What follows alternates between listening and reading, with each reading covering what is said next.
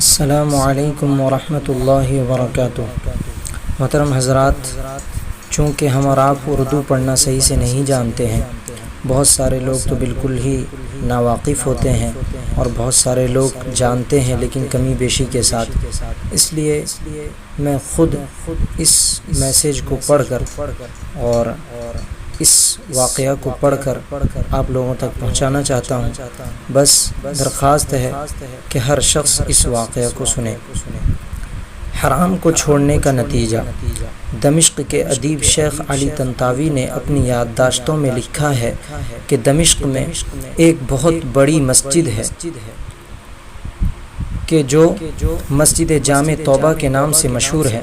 اس مسجد کے نام مسجد توبہ رکھنے کی وجہ یہ ہے کہ وہاں پہلے فحشاء، منکرات اور برائی کا مرکز تھا۔ 7ویں ہجری میں ایک مسلمان بادشاہ نے اس کو خرید کر وہاں ایک مسجد تعمیر کرائی۔ ایک طالب علم کو جو بہت زیادہ غریب اور عزت نفس میں مشہور تھا، وہ اسی مسجد کے ایک کمرے میں ساکن تھا، یعنی رہتا تھا۔ 2 روز گزر چکے تھے کہ اس نے کچھ کھایا نہیں تھا اور اس کے پاس کھانے کے لیے کوئی چیز نہیں تھی اور نہ ہی کھانا خریدنے کے لیے کوئی پیسہ اس کے پاس تھا۔ تیسرے روز بھوک کی شدت سے اس نے احساس کیا کہ وہ مرنے کے قریب ہے۔ سوچنے لگا کہ اب میں اضطراری حالت میں ہوں کہ شرعاً حتیٰ کہ مردار یا حتیٰ کہ ضرورت کے مطابق چوری جائز ہے، اسی بنا پر چوری کا راستہ بہترین راہ تھی۔ شیخ طنطاوی کہتے ہیں، یہ سچا واقعہ ہے اور میں ان لوگوں کو اچھی طرح جانتا ہوں اور اس واقعے کی تفصیل سے آگاہ ہوں، اور میں صرف حکایت بیان کروں گا، نہ حکم نہ ہی فیصلہ۔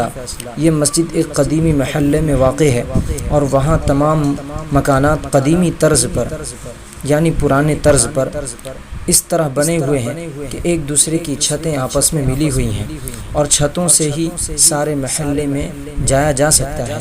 یہ جوان مسجد کی چھت پر گیا اور وہاں سے محلے کے گھروں کی طرف چل دیا۔ پہلے گھر میں پہنچا تو دیکھا وہاں کچھ خواتین ہیں، تو سر جھکا کے وہاں سے چلا گیا۔ بعد والے گھر پہنچا تو دیکھا گھر خالی ہے، لیکن اس گھر سے کھانے کی خوشبو آ رہی ہے۔ بھوک کی شدت میں جب کھانے کی خوشبو اس کے دماغ میں پہنچی تو وہ سکون لینے لگا اور اس کھانے کی طرف کھنچ گیا۔ یہ مکان ایک منزل تھا، چھت سے بالکونی، اور پھر وہاں سے صحن میں کود گیا۔ فوراً باورچی خانے میں پہنچا، دیگچی کا ڈھکن اٹھایا تو اس میں بھرے ہوئے بیگن کا سالن تھا۔ ایک بیگن اٹھایا، بھوک کی شدت سے سالن کے گرم ہونے کی بھی پرواہ نہیں کی، بیگن کو دانتوں سے کاٹا اور جیسے ہی نگلنا چاہا تو اسی وقت عقل اپنی جگہ واپس آ گئی اور اس کا ایمان جاگ گیا۔ اپنے آپ سے کہنے لگا، خدا کی پناہ، میں طالب علم ہوں، لوگوں کے گھر میں گھسوں اور چوری کروں۔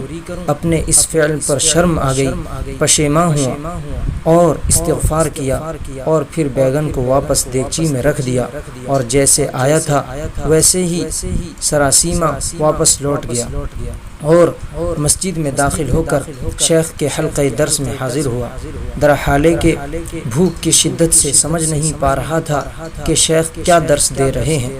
جب شیخ درس سے فارغ ہوئے اور لوگ بھی متفرق یعنی جدا ہو گئے تو ایک خاتون مکمل حجاب میں یعنی پردے میں وہاں آئی۔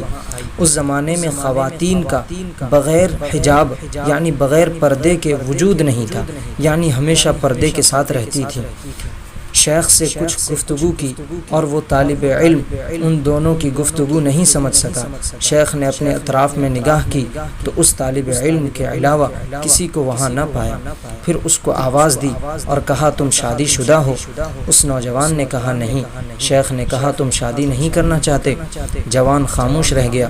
شیخ نے پھر کہا، مجھے بتاؤ تم شادی کرنا چاہتے ہو یا نہیں؟ اس جوان نے جواب دیا، خدا کی قسم میرے پاس ایک لقمہ روٹی کے لیے پیسے نہیں ہیں، میں کس طرح شادی کروں؟ شیخ نے کہا، یہ خاتون آئی ہے، اس نے مجھے بتایا ہے کہ اس کا شوہر وفات پا گیا ہے اور اس شہر میں کوئی شخص اس کا دنیا میں سوائے ایک ضعیف چچا کے کوئی عزیز و رشتہ دار نہیں ہے۔ اپنے چچا کو یہ اپنے ساتھ لے کر آئی ہے اور وہ اس وقت اس مسجد کے ایک گوشے میں بیٹھا ہوا ہے اور اس خاتون کو اس کے شوہر سے گھر اور مال وراثت میں ملا ہے۔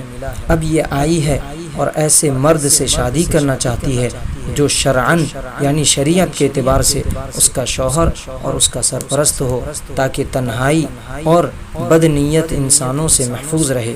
کیا تم اس سے شادی کرو گے؟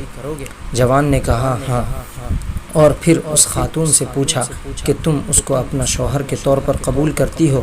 اس نے بھی مثبت جواب دیا، یعنی ہاں کہا۔ شیخ نے اس خاتون کے چچا اور 2 گواہوں کو بلا کر ان دونوں کا عقد پڑھ دیا، یعنی خطبہ پڑھ دیا، خطبہ نکاح، اور اس طالب علم کے بجائے خود اس خاتون کا مہر ادا کیا، اور پھر اس خاتون سے کہا اپنے شوہر کا ہاتھ تھام لو۔ اس نے ہاتھ تھام لیا اور اپنے گھر کی طرف اپنے شوہر کی رہنمائی کی۔ جب گھر میں داخل ہوئی تو اپنے چہرے سے نقاب ہٹا دیا۔ وہ نوجوان اپنی زوجہ کے یعنی اس کی بیوی کے حسن و جمال سے مبہوت ہو گیا، یعنی بہت زیادہ خوش ہو گیا، اور جب اس گھر کی طرف متوجہ ہوا یعنی جس گھر میں اس کی بیوی اسے لے کر گئی، تو دیکھا کہ وہی گھر ہے جس میں وہ داخل ہوا تھا۔ زوجہ نے یعنی بیوی نے شوہر سے پوچھا کہ تمہیں کچھ کھانے کے لیے لے آؤں؟ کہا ہاں۔ اس نے دیگچی کا ڈھکن ہٹایا اور بیگن کو دیکھا اور بولی عجیب ہے، گھر میں کون آیا تھا اور اس نے بیگن کو دانتوں سے کاٹا ہے۔ وہ جوان رونے لگا اور اپنا قصہ اس کو سنا دیا۔ زوجہ نے کہا، بیوی نے کہا یہ تمہاری امانت داری اور تقوی کا نتیجہ ہے۔ تم نے حرام بیگن کو کھانے سے اجتناب کیا تو اللہ نے سارا گھر اور گھر کی مالکہ کو حلال طریقے سے تمہیں دے دیا۔ بہت خوبصورت اور قابل تأمل ہے، یعنی غور و فکر کے قابل ہے۔ سبحان اللہ، جو کوئی اللہ کی خاطر کسی گناہ کو ترک کرے یعنی چھوڑ دے اور تقوی اختیار کرے تو اللہ اس کے مقابلے میں یعنی اس کے بدلے میں بہتر چیز اس کو عطا کرتا ہے۔ اللہ تعالی ہم سب کو عمل کی توفیق عطا فرمائے۔